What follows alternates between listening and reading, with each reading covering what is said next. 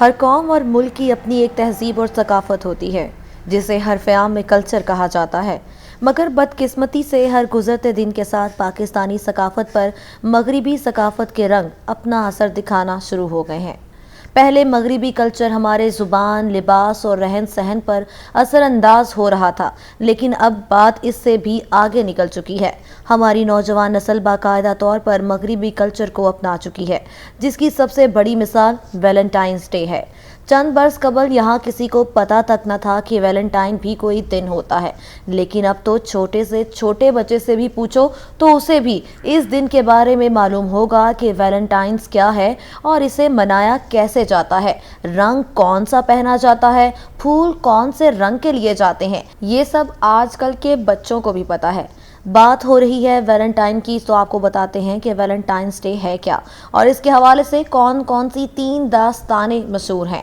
ہر سال 14 فروری کو دنیا کے مختلف حصوں بالخصوص مغربی ممالک میں ویلنٹائن ڈے منایا جاتا ہے۔ اس موقع پر محبت کرنے والوں کے درمیان مٹھائیوں، پھولوں اور ہر طرح کے تحائف کا تبادلہ ہوتا ہے۔ یہ سب کچھ نصرانی پادری ویلنٹائن کی یاد میں ہوتا ہے، جس کے نام کے ساتھ اس دن کو منسوب کیا گیا ہے۔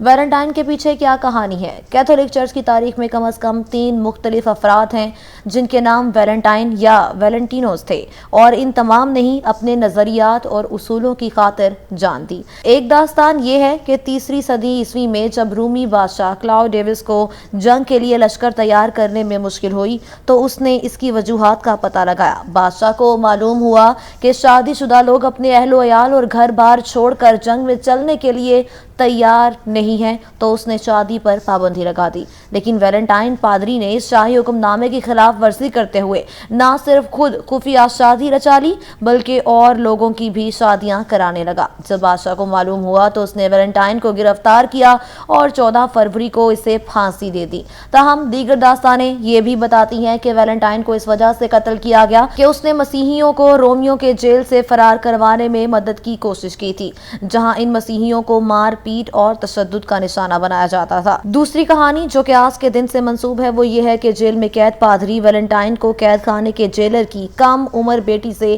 محبت ہو گئی تھی، جو جیل میں اس سے ملنے بھی آیا کرتی تھی۔